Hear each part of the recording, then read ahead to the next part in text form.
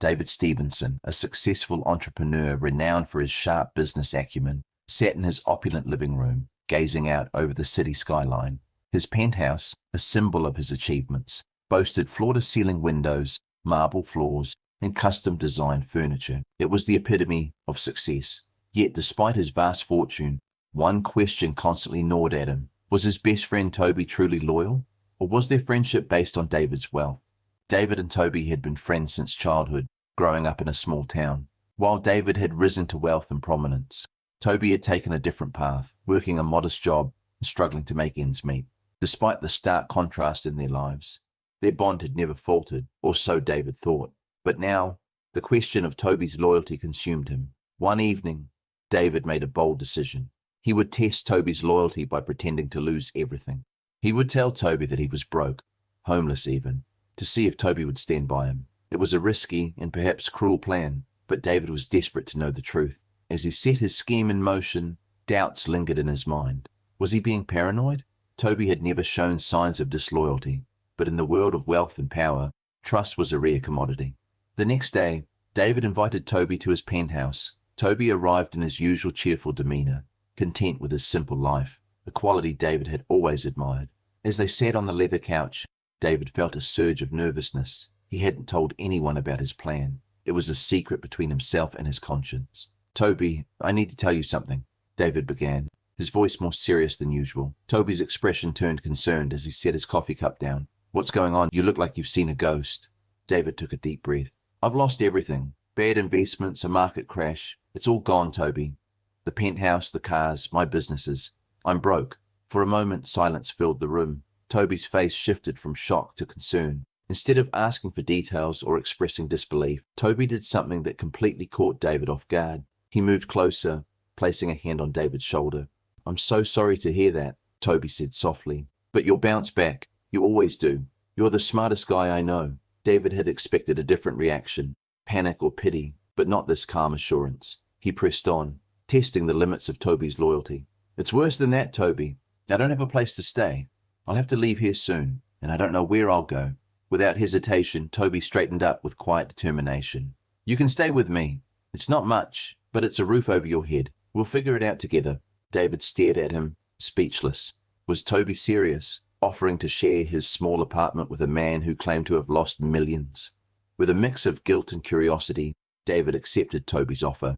As David settled into Toby's humble home, worn furniture, cracked tiles, and a small TV that had seen better days, he couldn't ignore the guilt that crept over him. Toby welcomed him without question, offering not just a place to stay, but unwavering friendship. The following days tested both men. David pretended to search for jobs, while Toby quietly supported him. Yet David noticed something unsettling. Toby, who already lived modestly, began cutting back even more. He skipped small luxuries like coffee outings and stretched his meals to make ends meet. One evening, Toby awkwardly approached David. "I know things are tight right now, but could you chip in for groceries this week?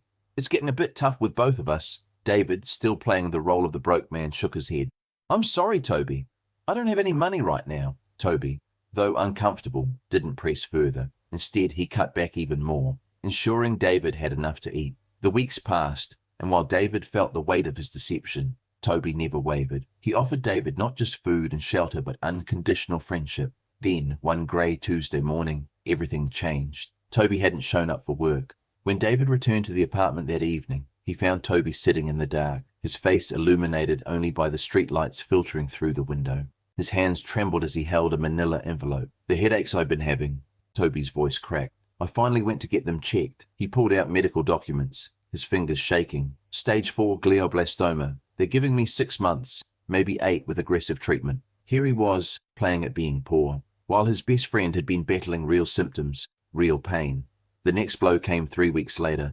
Linda, Toby's wife of 10 years, packed her bags while Toby was at chemotherapy. She left a note saying she couldn't handle watching him die, couldn't bear the stress of being a caretaker. The woman who had promised in sickness and in health vanished, leaving only divorce papers on the kitchen counter. Through it all, Toby maintained his generous spirit. Even as his own world crumbled, he continued to share his home with David, never once complaining about having to support his broke friend while dealing with mounting medical bills and emotional devastation. The guilt consumed David like acid. Each time Toby winced from pain, Each time he returned from another draining treatment session, each time he stared at Linda's empty side of the closet, David felt the weight of his deception crushing him. He wasn't just testing friendship anymore. He was stealing precious time and resources from a dying man who had never stopped being a true friend. Unable to bear the deception any longer, David decided to come clean. One evening, after helping Toby back from another grueling therapy session, he sat down, his voice trembling. "Toby, there's something I need to tell you. I haven't really been broke. I lied to you." Toby's expression remained unreadable as David confessed the truth. "I wanted to test you, to see if you'd stand by me if I had nothing." The silence that followed felt eternal, broken only by the quiet hum of medical equipment in the corner of the apartment, a constant reminder of Toby's diagnosis. "You know what's funny?" Toby's voice was eerily calm. "While you were testing my loyalty, I was dying. While you were playing poor, I was losing my wife. And through it all, I still made sure you had enough to eat." He laughed, but it was hollow. "I guess we both failed to test, didn't we? You failed at being a friend, and I failed at seeing who you really were." David frantically tried to make amends, offering to pay for experimental treatments, promising to cover all medical expenses. He pulled out his checkbook with trembling hands. "Please, Toby, let me fix this. I can get you the best doctors, fly you anywhere in the world for treatment." "Stop!" Toby's voice cut through David's desperate offerings. "You still don't get it, do you? You think money can fix this? Your money can't buy back my trust. It can't cure my cancer, and it sure as hell can't undo what you did." The next morning, Toby was gone. He left a simple note. "I have 6 months to live. I won't spend them feeling betrayed." Later, David learned through mutual friends that Toby had liquidated his modest savings and bought a one-way ticket to Bangkok. His social media showed glimpses of his final journey: meditation in Tibet, volunteering at an orphanage in Vietnam, watching the sunrise over Angkor Wat. He never responded to David's messages. David's spiral began slowly. First came the drinking, expensive scotch to numb the guilt, then gambling, seeking the thrill of risk without the human cost. His business decisions became erratic, driven by alcohol and self-loathing. Board members whispered about his instability. Investors pulled out. 6 months after Toby's departure, David received a postcard from a small village in Nepal. In Toby's familiar handwriting, "I forgive you, not for you, but for me. I hope you find peace." The postmark was 3 weeks old. Toby had passed away 2 days after sending it. David's empire crumbled within the year. The penthouse was sold to cover debts. The luxury cars went next. Rock bottom was a small studio apartment, not unlike Toby's, where David spent his nights staring at that final postcard and his days trying to remember who he was before money made him forget the meaning of friendship. In the end, David had what he'd feared most: nothing. But it wasn't Toby who had abandoned him. He had abandoned himself.